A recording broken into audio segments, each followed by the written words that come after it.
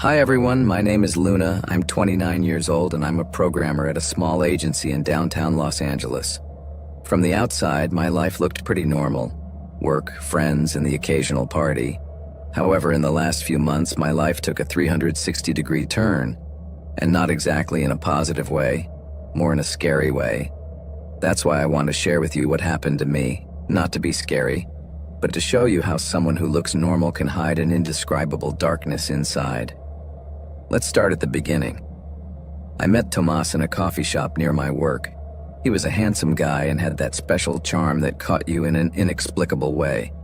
Tomas was always kind, very attentive, and he paid attention to the little details, which I loved. At first, I thought he was the luck of my life, although a friend warned me that he seemed too perfect, but I ignored him. I thought maybe he was jealous and was just trying to ruin something nice. Tomas and I started dating after a couple of weeks, and our relationship quickly became serious and also quickly became intense, but I thought in a good way. He was always looking out for me. He wanted to meet my friends and know everything about my life. "I want to protect you," he used to tell me with a smile that left me speechless. However, then I started noticing something strange, and that is that my friends started receiving strange messages from anonymous accounts. Absurd things, very invasive questions, and hurtful comments about me. Someone was sending them disturbing messages asking if they knew where I was or who I was with and things like that. At first, I ignored it, as I knew that there are a lot of weird and crazy people on the networks. So I wasn't surprised that some freaky was having fun at my expense by bothering my friends. But the messages became more frequent, and my friends showed me the screenshots, and whenever they blocked any account, new ones appeared. All ghosts, without followers and with weird names. But what disturbed me the most was that those messages seemed to be addressed only to the people closest to me. It was too specific to be a coincidence. One day, Diego, my best friend, planted himself in front of me right after work. "Luna, this is not a coincidence, it's Tomas," he told me firmly. At the time, I tried to play it down. "Don't be exaggerated, he doesn't have time for that," I said. But then Diego pulled out his phone and showed me a message from one of those recent accounts. "How is Luna? Did you see her yesterday? She doesn't look good, don't you think?" the message said. I tried to pretend I didn't care, but it was all too creepy. That night, I confronted Tomas, and his explosive reaction took me by surprise. He looked at me as if I had betrayed him. "Do you really think it's me? I can't believe you're accusing me of that," he said furiously.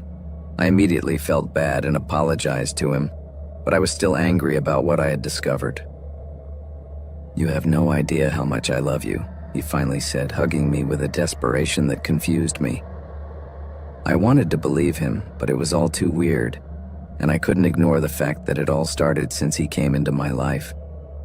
The messages didn't stop and became more and more personal, but what I found out later was too hard a blow.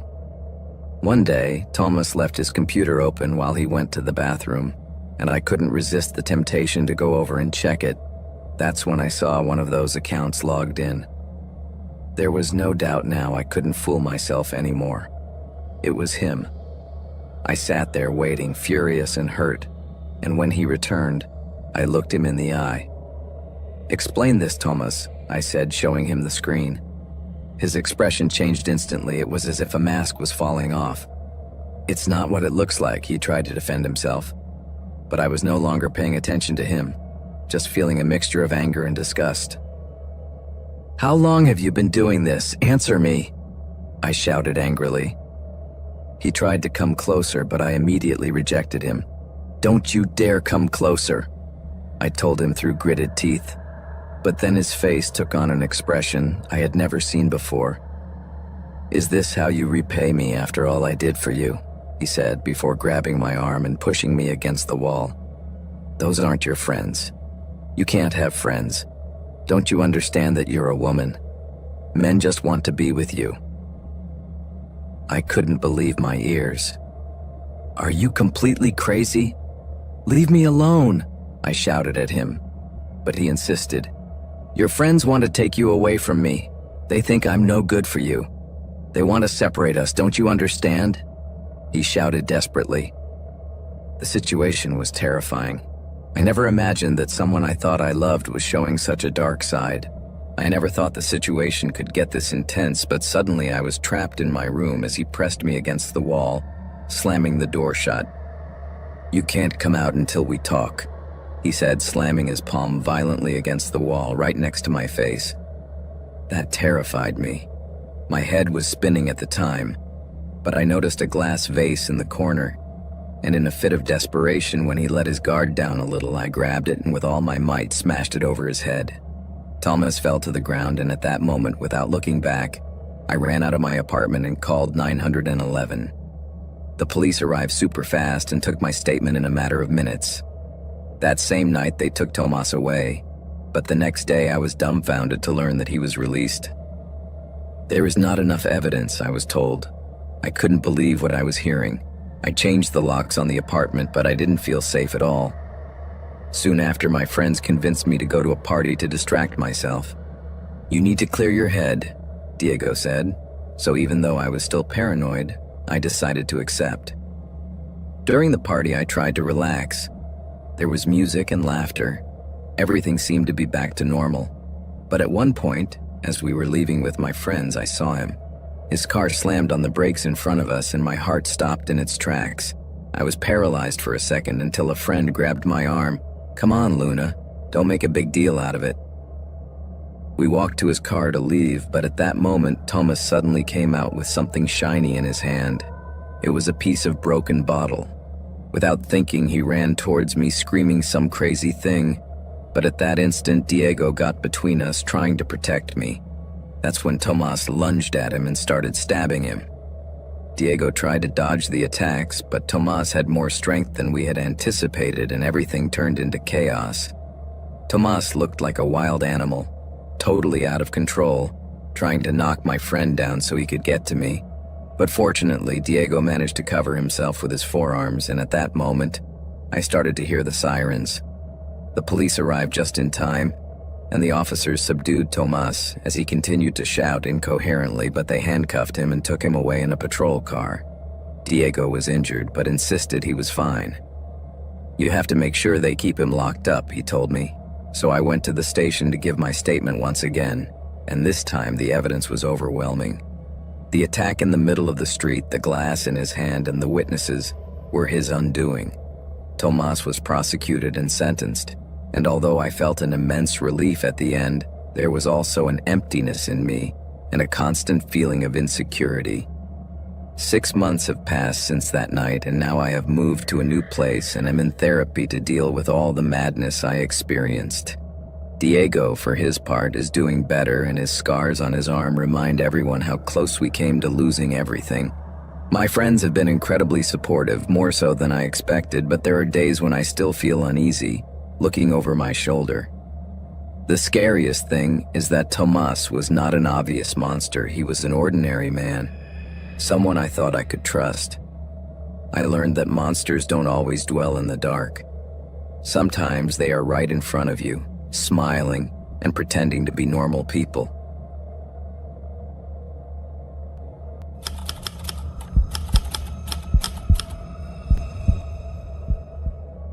Sometimes I wonder what really lasts forever. They say the soul, but I'm not so sure. It all started when I met Billy in our senior year of college back in 2010. I had never been in a serious relationship before, but from the first moment I knew we were right for each other, because my heart felt at home when I was around him. I remember one time we were on campus and I saw a giant picture of a little boy on the wall with a smile that lit up everything. At the time, Billy was reading Animal Farm, and he had this expression of having found something really magical. "It's impressive, isn't it?" I heard someone say. It was him, of course, and I replied that yes, it was one of the most impressive things I had ever seen. At the time, we were doing volunteer work for an NGO that was trying to encourage reading among teenagers. But from the start, I felt that we had been paired up for something bigger. I believed that fate had brought us together on purpose because we were fated. So no wonder we quickly went from co-mentors to sweethearts. So between laughs and books, we stayed together. But after we graduated, things started to change. By then, I had a steady job, but Billy spent his days locked in his studio, struggling with his prototypes. However, even though he put his heart and soul into it, he couldn't sell his ideas, and he was so worried about it that he was on the verge of giving up. But one day he came home excited, saying he had a new idea that had him fascinated, and he convinced me that this was his chance. So I decided to lend him money so he could make it happen, and it seemed like that spark of life had returned to him. But life turned upside down when I returned home one evening. My phone started ringing, and seeing that it was an unknown number, I answered curiously, but what the voice on the other end said to me left me speechless. "I'm sorry, ma'am, but I must inform you that Billy has passed away." The words hit me with a force I can't describe. I simply couldn't believe it. Tears were falling from my eyes as I tried to articulate some response. At that moment, Avril, my roommate, came out of the room, but her voice was a distant echo because I was in another world. Billy had no family other than his sister, as they had lost their parents when they were very young, and it was she who called me to tell me the news. The days after her death became endless for me. I would stare at her photos, immersed in memories and unable to leave the house. It was 5 long weeks without leaving our apartment after her passing.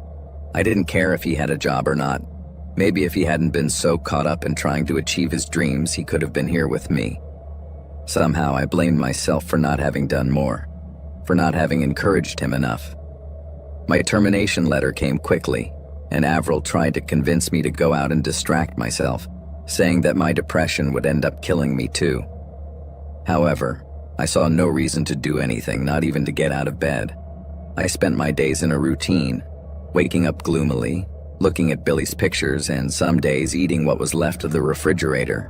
When I wasn't crying nonstop, I remembered that Billy loved my long hair, but after he left, why keep it? So I cut it all off. That day, when Avril came home and saw me, she screamed so much I thought she had gone crazy. "Don't be so over the top. I just wanted to change," I replied. But as she was talking, I noticed that I had cuts on my arms. I had been inadvertently cutting myself with a knife I used for bread. I was hitting rock bottom. However, the worst came a few months later. One afternoon, Avril came in very alarmed, telling me she had something important to show me.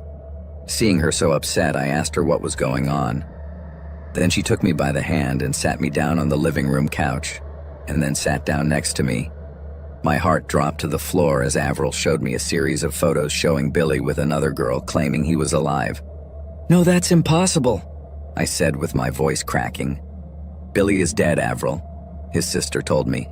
"Those pictures must be old," I yelled at her. But she told me that a friend of a friend, who was the girl with whom he appeared in the pictures, had posted them on her Facebook account a day ago, with the caption, "Enjoying this extraordinary summer with my boy." And yes, it was summer.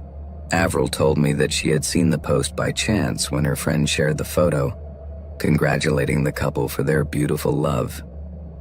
At that point, I reviewed everything that had happened and realized something I hadn't dwelled on before. I never saw Billy's body.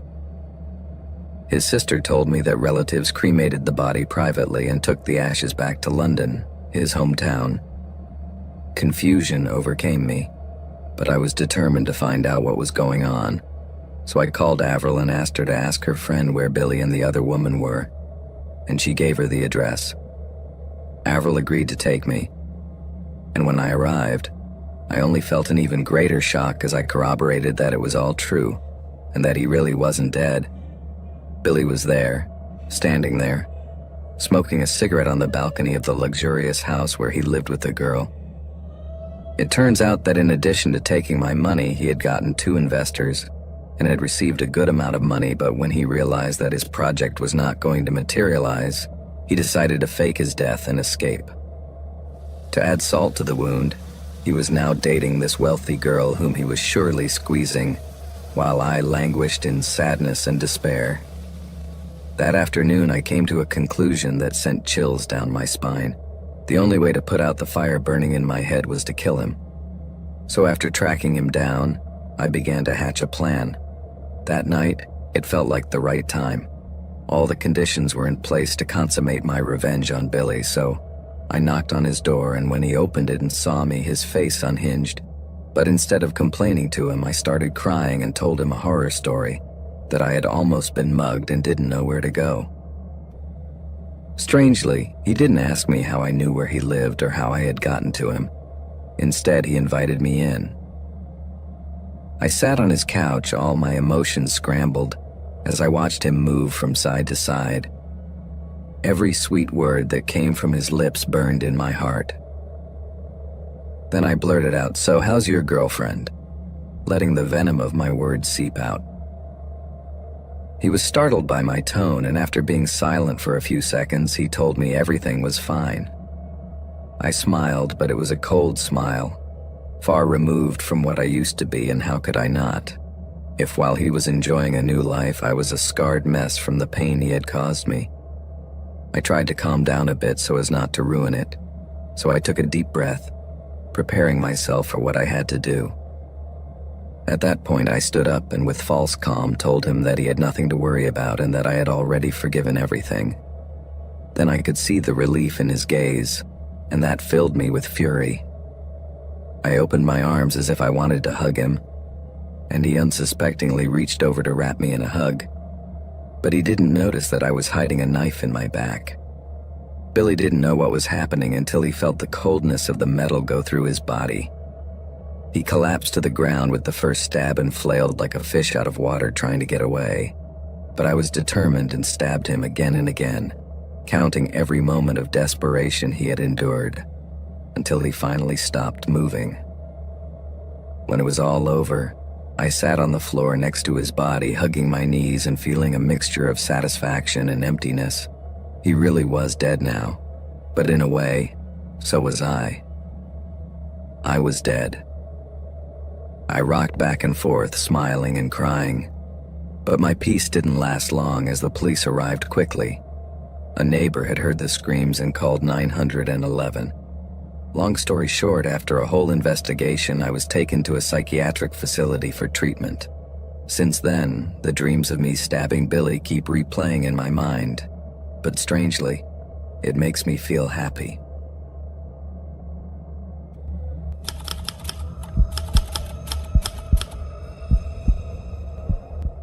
I had no idea why Calvin had written to me after so many months.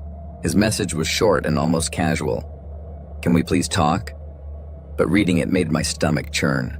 We had broken up 4 months ago after a horrible fight that still visited me in my dreams. Calvin yelled at me and pushed me, and although it didn't escalate, the fear I felt that night was enough for me to decide I never wanted to see him again.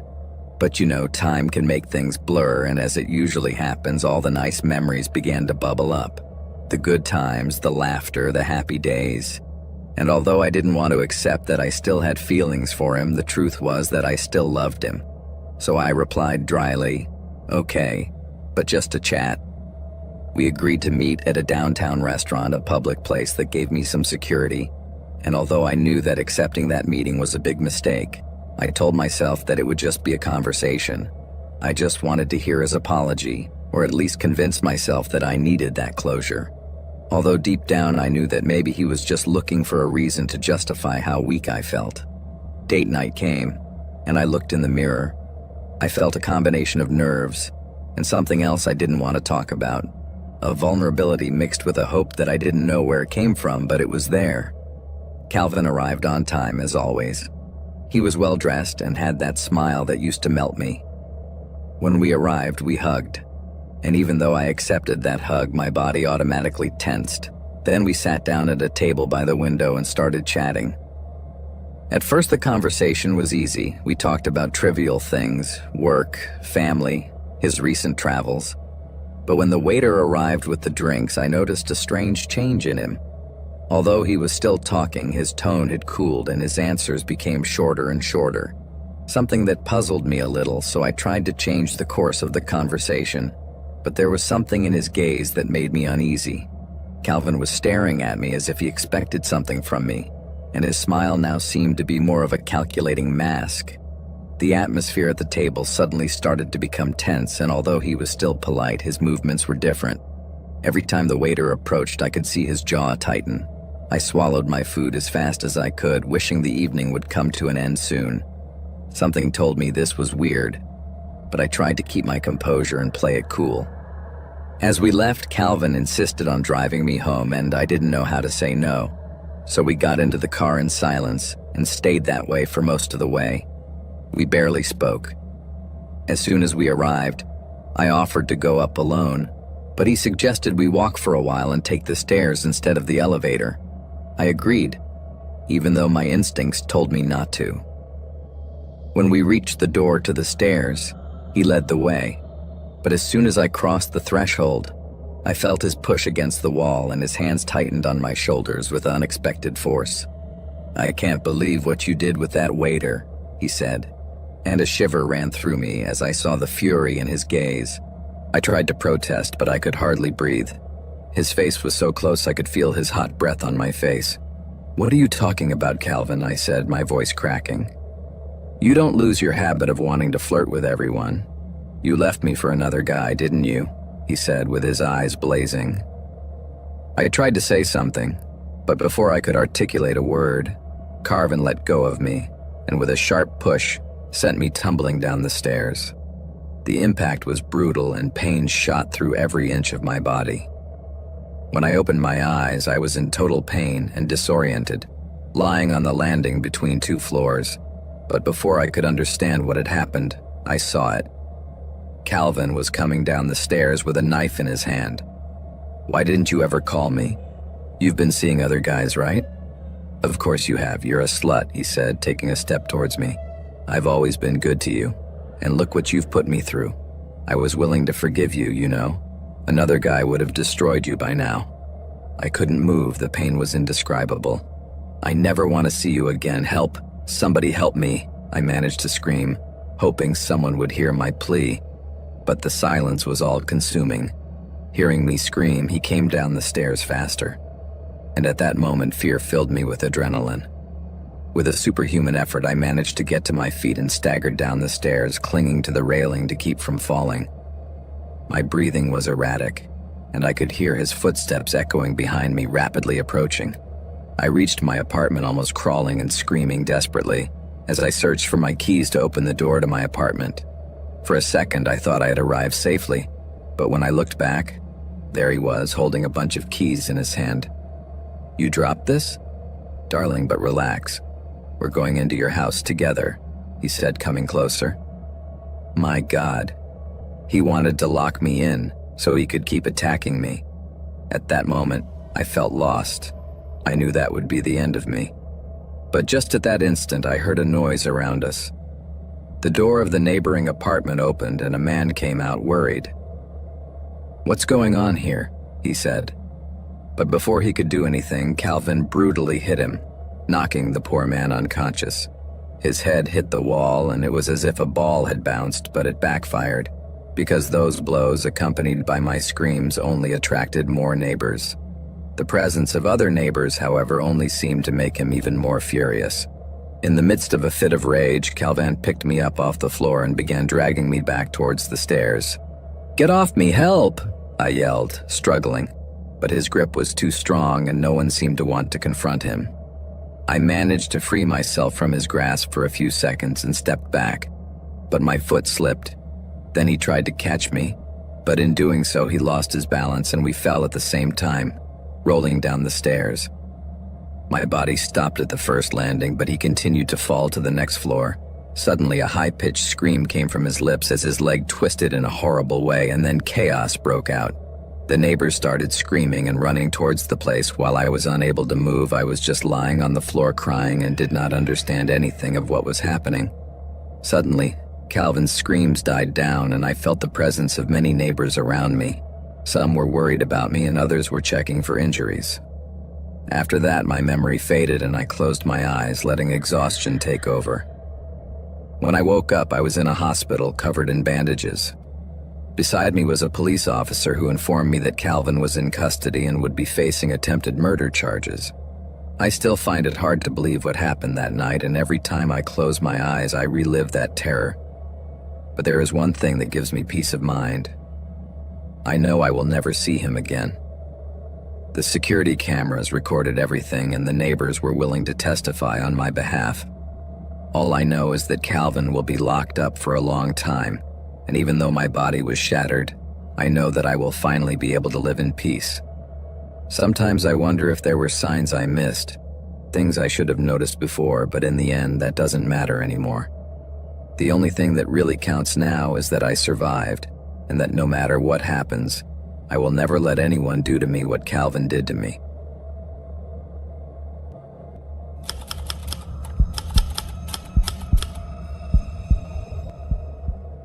I'm going to tell you about an experience that made me completely rethink my love life and honestly made me decide to stay single for a while. And no, this isn't your typical dating story where one of the two is weird and does something awkward like eat a raw steak with their hands or just talks about themselves as if the other wasn't there. This story is totally different, and thankfully I came out unscathed. I'm here to share it. I was young and felt invincible in my 20s. I always enjoyed flirting and chatting with girls. Dates thrilled me a ton, especially when dinner and a movie ended with that sweet moment known as dessert, if you know what I mean. At the time I was living in Chicago, I was a recent graduate and had just landed my first job, which felt amazing. Life was good, my confidence was sky high, and simply put, I was in the best moment of my life. One afternoon after work, I decided to stop by a popular coffee shop on the corner, and while waiting in line, I saw a girl drop her phone and instinctively wanted to help her. However, when our gazes met, I froze. She had the most intense blue eyes I've ever seen. "Hello," I said, confused, holding her phone in my hand. "Sorry about your phone," I continued. "I'm Sarah, thanks for helping," she replied with a smile that stunned me. However, I noticed a halo of sadness about her. Her eyes looked like she had cried, and she had dark circles under her eyes. "Are you okay?" I asked as I handed her back her device. "Oh yes, thank you, I'm fine now," she replied, though her smile didn't seem to reach her eyes. Without thinking, I asked for her number, hesitating whether or not that was appropriate. I thought maybe it was crazy, but then she pulled out a slip of paper and wrote something down. "I have to go," she said, and in the blink of an eye she said goodbye to me. I held the paper in my hands nervously, afraid to look at it. But when I did, a huge smile broke out on my face. It was her number, and a little heart next to it. I couldn't believe it. The most stunning girl I had ever seen was interested in dating me. However, after the euphoria came anxiety. Maybe there was something I didn't know about her, I thought. Later that night, I decided to call her. "Hi, we met at the coffee shop," I tried to explain, but she interrupted me. "I've been waiting for your call all day," she said excitedly. I was a little surprised by her reaction, but decided that was a good thing, and after a fun conversation about trivial things like the weather and dogs, we set up a date for the next day. The plan was to go out to dinner, and as we were picking the place, I discovered that we were both fans of the same food. The date was fantastic, that's all I can say. Sarah and I connected on a lot of levels. She was funny, smart, and of course spectacularly beautiful. After that amazing first date, we scheduled a couple more and everything seemed to go great. But there was something about Sarah that made me feel she wasn't like other girls. Only I couldn't identify what it was. Perhaps because my mind was clouded by the fascination I felt for her. One night, while we were in a restaurant, she said to me, "Do you want to get out of here?" With that seductive voice that made me tremble. At that moment, we looked into each other's eyes and I felt her fingers touch my hand. "Let's go," I answered her without further ado, getting up from the table, excited and in a hurry. So we paid the bill and took a cab to her apartment. When we arrived, the place had a cozy atmosphere and an incredible smell. "What is that smells so good?" I asked, intrigued. Then she laughed and said, "It's lavender," as she lit a scented candle. Her gestures and the signals I was getting from her were clear. I knew she wanted the same thing I wanted, but she was much more direct than other girls I had met. It was as if we had known each other for ages, as if we had already been together for a long time. "Are you ready for this?" she asked me. Ready is an understatement, I thought to myself. But this is where the story gets twisted. Because what came next was what really changed everything. The night we spent together was amazing. Everything was perfect, full of laughter and good vibes, and after having a lot of fun, we fell asleep. I thought so, at least until around midnight. A cry woke me up. I rolled over and saw her on her side of the bed with a box of tissues and the sheets soaked in tears. "What's wrong?" I asked her immediately, jumping out of bed worried. "Are you okay?" She took a moment to breathe before turning to me and blurting out, "Didn't I ever tell you my ex died?"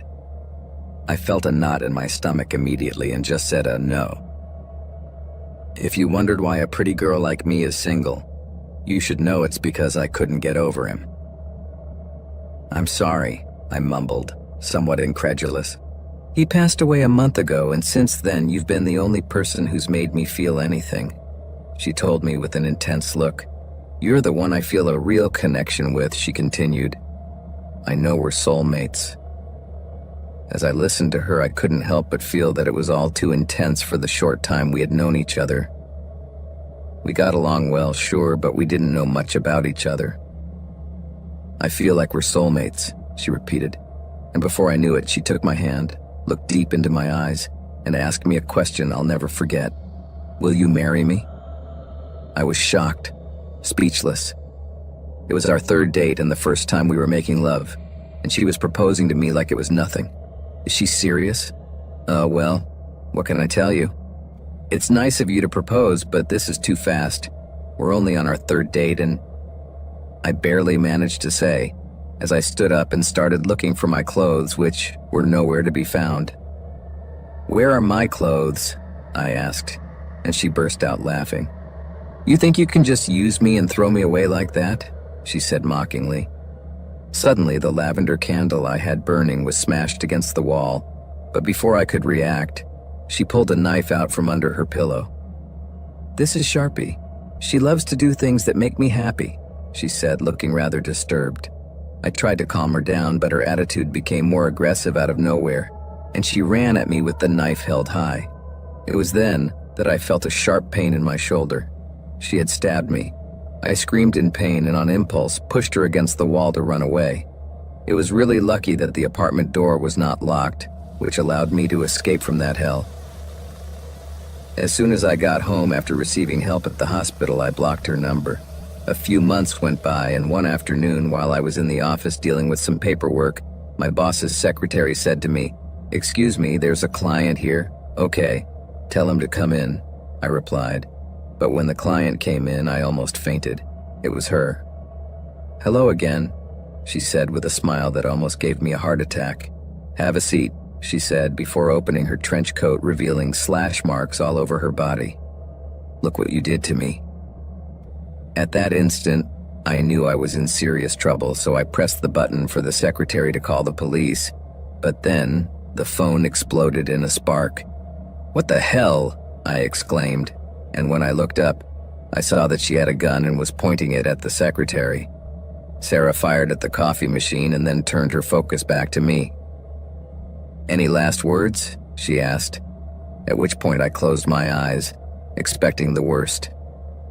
The next thing I heard was a deafening boom and a stabbing pain in my shoulder. Then I fell to the ground and I could hear her yelling, "Stay there, don't move."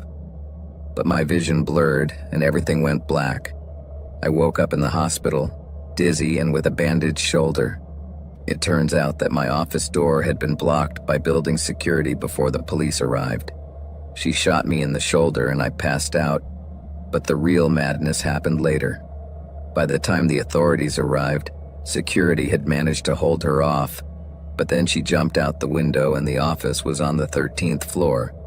As an officer attended to me, I was told that I was lucky, as they found pictures of dead men in her apartment, including her ex, the same one she had told me about. The madness I had unleashed that night had taken its toll, and somehow I was able to get out of it all alive. Now, I always keep an eye on the door.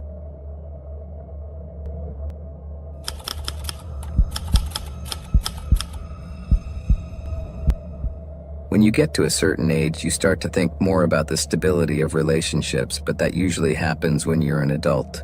When I was young, I loved ephemeral and intense relationships until I met Valeri. At first, everything was amazing. His laughter, the constant texting, even the way he kept me busy. But over time, what initially felt like an amazing love started to feel more like a prison. Every time I went out with friends, she wanted me to be with her. And if I didn't immediately respond to a text, she would call me at least 10 times until I answered. Her presence felt like a dark shadow that would never leave my side. Valeri's constant pursuit was so suffocating that finally, I made the decision to break up with her. I loved her, but I couldn't take it anymore, so I swore to myself that I was going to be strong because I didn't want to live under her control anymore. The breakup was total chaos. Valeri cried, screamed, and accused me of all sorts of things. I tried to make her see that it wasn't about someone else. I just couldn't stand her sick jealousy and obsession anymore, but she wouldn't listen to reason. "You can't leave me like this," she said, her voice trembling between anger and despair. I thought at some point she would calm down, but nothing of the sort happened. The weird thing was that since we broke up, she would show up in places where she wasn't supposed to be. For example, if I finished work and went out, her car was parked a few blocks away. If I went to the gym, I could see her hanging around. If I had a coffee, I'd see her near the coffee shop and the like. One night, I even thought I heard footsteps in the alley near my apartment, but when I looked out the window, I didn't see anything. Then I started telling myself that it was all paranoia. It couldn't be that she was following me, could it?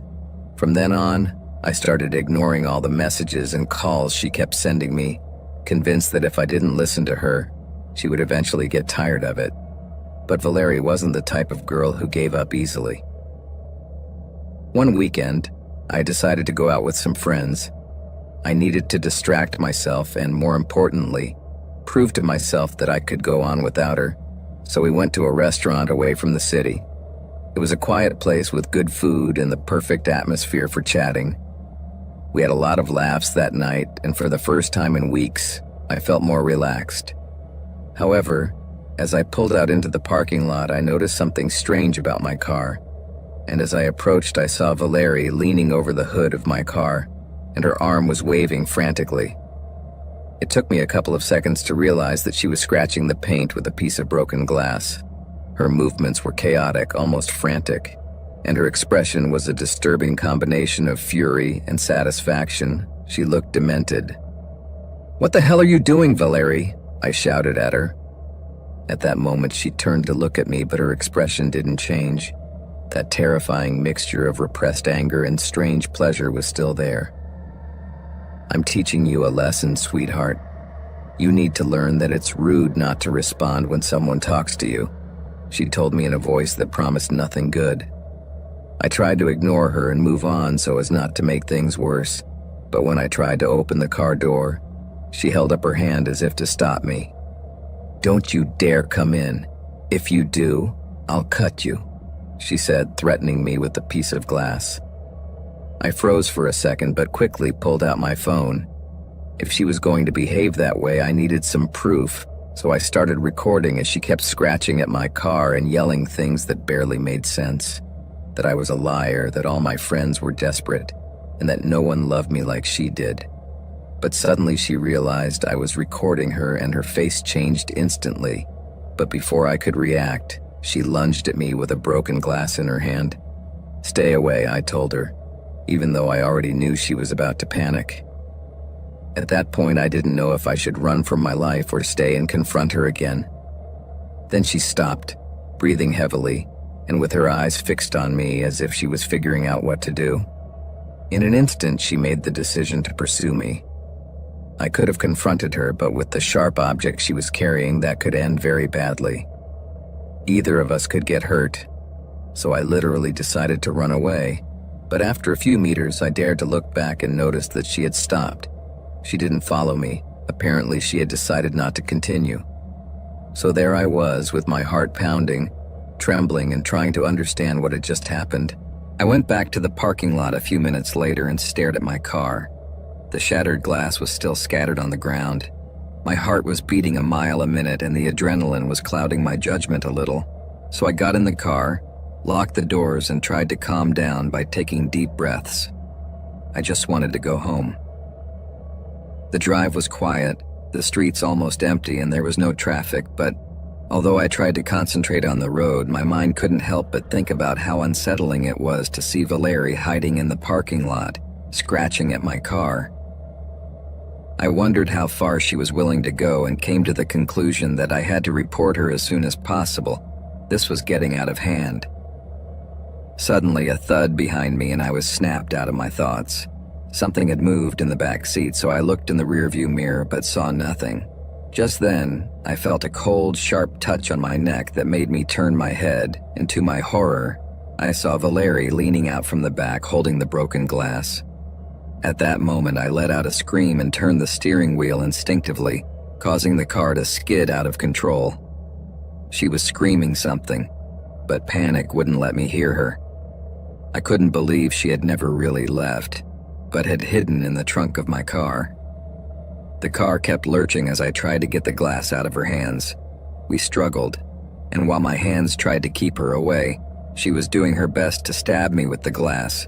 But the uncontrolled struggle ended when the car went off the road and hit a pole. I don't remember much of that impact, just the horrifying sound of metal twisting, the popping of glass, and then complete silence as my head hit the steering wheel. When I came to, I was surrounded by bright lights, ambulances, and police, with people talking at full speed. My body ached and my vision was blurry, but the first thing I managed to ask was where Valerie was. A paramedic looked at me with confusion, so I tried to tell them what had happened, but they all seemed more concerned with getting me out of the car and checking for serious injuries. Someone commented that some witnesses had seen a woman running away from the scene of the accident, but no one knew who she was or where she had gone. At the hospital, the policeman came to take my statement, and then I told them everything, from the days when Valerie was following me to the moment when he attacked me in the car. They seemed to listen to me, but there was something in their attitude that gave me a bad feeling, like a lack of urgency. "She's a danger, they have to find her," I insisted, and one of them promised me they would, though his tone left me unconvinced. Days passed, and I heard nothing from Valerie. The officers reviewed the footage from the parking lot, but everything was blurry. Even my phone, which was left in the car during the accident, was damaged. They retrieved the video, and watching it, the evidence of what happened made me even more uneasy. I reported Valerie, of course, but when they went looking for her at her house, she didn't show up, and no one had any idea of her whereabouts. Weeks after the disaster, I tried to get on with my life. I moved to a new apartment, changed cars, and tried to erase Valerie from my mind, but something wasn't right. Every time I went out, I felt that someone was watching me. Then, one day, I found an envelope in my mailbox with no return address, and when I opened it, I found a picture of me in the hospital taken from the back, and in red ink there was only one word: always. Since then, not a day goes by that I don't look over my shoulder. I know Valerie is still there, obsessed with me, and that's why it's hard for me to meet people or go out with friends. I think I can't really feel safe until I know she's forgotten me or that she's behind bars.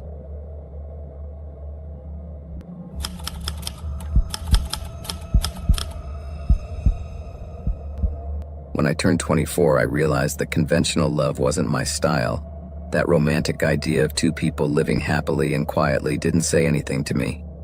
In fact, I was intrigued by love that was a little toxic, the kind of relationship that keeps you on your toes and, honestly, a little on edge. I don't doubt that perception was heavily influenced by Hollywood movies, the ones where the bad boy is cool and always gets the girl. I know it sounds weird, but it was what I wanted, and Tom fit perfectly with my crazy fantasies about love. Tom had a serious problem. His temper was more explosive than a volcano, and he suffered from a disorder that made him explode with rage over every little thing.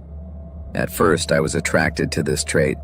I saw it as exciting, and perhaps what surprised me most was that I wished he would never outgrow it. Although, on the other hand, sometimes I wanted him to get better, so I insisted he go to therapy, but often made him miss appointments until things got out of control. It all ended at an old friend's birthday party. On that occasion, we received an invitation from a schoolmate, but Tom was very defensive, as usual, about his anger issue. However, I managed to convince him to go, but that was a disaster. On the way there, he would get unhinged by anything. Cars honking, pedestrians crossing, and even my laughter annoyed him. It was one of those days when his mood was out of control, but I still wanted to go ahead, not foreseeing how disastrous that could be. We finally arrived at the party. It was a duplex filled with hip-hop music and neon lights flashing everywhere. The atmosphere was great, so we went upstairs and started joking around with some acquaintances. The first stop was a bottle of beer necessary to survive the night, and seeing my friend Laura by the pool, I ran to hug her and we started catching up. But when we were in the middle of chatting, suddenly a piercing scream interrupted us. Laura and I immediately turned around and found that a guy had fallen off the balcony, and everyone in the house rushed out to see what had happened. To our horror, it turned out that the birthday boy was seriously injured. A witness commented that another guy had pushed him during a fight, and upon realizing what he had done, he ran off. At that moment, I felt a shiver run through me. I prayed to God with all my might that it wasn't what I was thinking, although a little alarm inside me told me that was exactly what had happened. I started frantically looking around for Tom, but I didn't see him anywhere, so I decided to leave before the police arrived. But as I was driving home, Laura called me. "The birthday boy is in a coma, and the police are already looking for the culprit," she told me. When I got to our apartment, the door was open, so I ran inside, and that's when I saw Tom huddled in the corner of the living room, shaking and mumbling things. Seeing me, he jumped up from where he was, closed the door behind me, and hugged me tightly, sobbing. I could feel his heart shooting against his chest. "What did you do?" I asked, increasingly frightened by the darkness that had taken hold of him.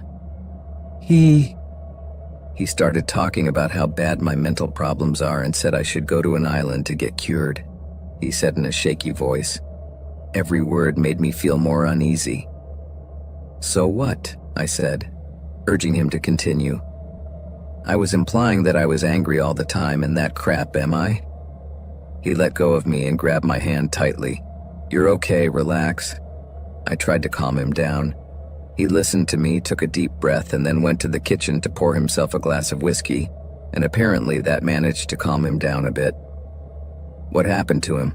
he asked, his tone cold. "He's in a coma, Tom," I replied. "It's sad, but he deserved it," he said, as he downed the glass in one gulp and retreated to the bedroom. At that moment, I realized that Tom had become a real danger, but I never thought I could be his next victim. The next morning, I received a call from a friend who wanted to know what time we left the party. Tom, who was listening in, motioned for me not to talk, so I decided to pretend the phone signal was failing and hung up quickly. "Don't be an idiot," he said, clearly annoyed, but it sounded kind of cute to me. "Carter's going to be fine and—" I started to say, but he interrupted me. "If Carter recovers, he'll tell what happened, and I'm going to get thrown in jail or a mental institution," he explained angrily. And at that point, I understood why he was so upset. "Okay, so what's your plan now?" I asked. "Make sure he doesn't talk," he said coldly, and again I saw that familiar rage light up his eyes. "And how do you plan to do that?" I inquired, feeling increasingly uneasy. "By making sure he never speaks again," he repeated before walking out the door. At that point, my nerves were shot. I was frightened at the thought that Tom might do something terrible, so I did my best to talk him out of it, but to no avail. After he walked out the door, I was very restless, pacing back and forth, my mind spinning. I wanted to think that Tom really wasn't capable of doing such a terrible thing, but given his history of violence and the determined way he said those words to me, I wasn't so sure. He came home several hours later looking very frustrated, and when I asked him what was wrong, he replied that they wouldn't let him into the hospital to see Carter. "How much time would they give me if they charged me with something?" he asked in anguish. "Minimum 5 years or life in prison," I answered without thinking, and instantly realized that only further fueled his desire to hurt Carter. The next day, as we ate breakfast, I noticed there was an extra tension in the air. I asked him what was going on, and although he was a little reluctant, he began to tell me what happened. As he peeled an apple, he told me that the police had questioned him at the hospital. I told them I wasn't at the party and that only you were, he said, starting to shake. But they didn't seem to believe me.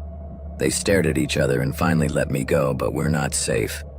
She had barely finished speaking when we heard a loud knock on the door. Tom didn't react instantly. He seemed deep in thought, so I opened it, and when I did, I was met by a friend from the party who was accompanied by 2 policemen. "We know you're here," said one, as they entered the apartment without me being able to do anything to stop them. I walked over to where Tom was, but he quickly stopped me by holding me by the arm and hugging me from behind. I didn't understand what was happening until I felt the cold edge of metal on my neck. He had held a knife to my throat, holding me hostage. "Back off or I'll kill her," he shouted at them. I couldn't believe what he was doing, but I tried to stay calm, thinking it was all part of a strategy and that he wasn't really going to hurt me. "Drop the knife and come with us," the agents said, pointing their guns at us. Silly as it sounds, at the time I was more afraid of the cop's gun than the knife at my throat, but as soon as I relaxed a little, Tom pressed harder. "I'll kill her, I mean it," he yelled at the cops, and the pressure of the knife made me start to feel a little blood sliding down my neck. But at that critical moment, just before he could give me a deep cut, one of the officers fired at his shoulder and he fell backwards, dropping the knife. Then the cops pointed the gun at him, and he had no choice but to surrender. The situation had gotten completely out of control, and looking at what he had created, he couldn't help but feel that he bore some of the responsibility for Tom's brutality. After that, he was placed under arrest and charged with attempted murder. Fortunately, Carter managed to recover and, of course, testified against him. Tom was sentenced to 8 years in prison and forced to undergo counseling. I have not heard from him since, nor do I want to. I am just terrified that when he gets out of prison, he will try to find me. It has been 6 years since that event, and now I am married and have a baby. And just thinking that he only has 2 years left on his sentence makes my hair stand on end. So much so that I am even considering moving to another city so he can't track me down.